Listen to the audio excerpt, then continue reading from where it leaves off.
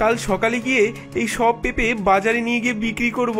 হে হে হে হে। রমেশ রাতে শুতে চলে যায়। সে ভাবছে সকালে উঠে পেঁপে তুলবে, কিন্তু রাত গভীর হয়। হঠাৎ বাগানে ধোঁয়া জমতে থাকে এবং ধোঁয়ার মধ্যে থেকে 4 জন ভূতের আবির্ভাব হয়।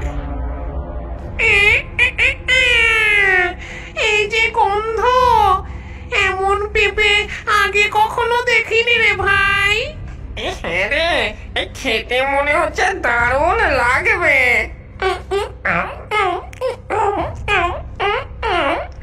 কি মিষ্টি স্বাদ, এতদিন পর এমন পেঁপে খেয়ে প্রাণটা জুড়িয়ে গেল। আহা, তাহলে এবার এই বাগানটাই আমাদের, প্রতি রাতে আমরা এখানেই খেতে আসবো।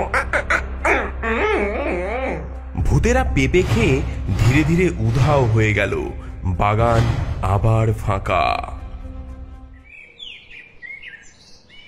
রমেশ সকালে বাগানে গিয়ে দেখলো, হায় হায় হায়, সব পেঁপে গেল কোথায়? হ্যাঁ, কেউ কি চুরি করে নিল? হায় হায় হায়। সে হতাশ হয়ে বাড়ি চলে যায়। কিন্তু প্রতিদিনই এমন ঘটনা ঘটতে থাকে। রাতের বেলায় সে দেখে গাছে অনেকগুলো পেঁপে ফুলে আছে, কিন্তু সকাল হলেই সেগুলো উধাও। না, এভাবে চলতে পারে না। গাছগুলো থেকেও কোনো লাভ নেই।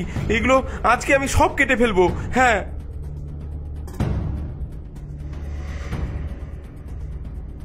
সে কুড়ুল নিয়ে গাছগুলোকে কেটে ফেলতে যাবে, এমন সময় হঠাৎ পেতনি প্রকট হয়। থাম রমেশ, এসব গাছ কাটতে যাবি না। হ্যাঁ, তুমি তুমি কে? আমার গাছের সব পেঁপে তুমি চুরি করেছো না? চুরি? আরে না না বোকা ছেলে, এই পেঁপে তো মানুষের জন্য নয়, এগুলো তো ভূতেদের খাবার। হ্যাঁ, ভূতেদের খাবার? হ্যাঁ রে, ভূতেদের খাবার। তুই যদি বুদ্ধি ব্যবহার করিস, এই পেঁপে গাছ থেকে অনেক লাভ করতে পারবি। ভূতেদের সঙ্গে ব্যবসা কর, তারা তোকে সোনা দেবে।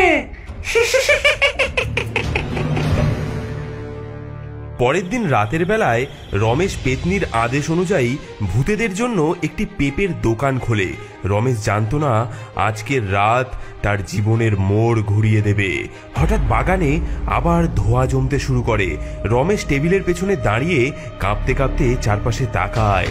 কুয়াশার মধ্যে ধীরে ধীরে আবার 4টি ছায়ামূর্তি স্পষ্ট হয়ে ওঠে। এগুলো পেঁপে খেকো ভূত। ভাই রে, গন্ধটা চমৎকার। পেঁপে পেঁপে কোথায়? হ্যাঁ, এই যে এই টেবিলে সব সাজানো আছে, খেতে চাইলে নিয়ে নিন। প্রথমবারের মতো কোনো মানুষ আমাদের খেতে ডাকলো।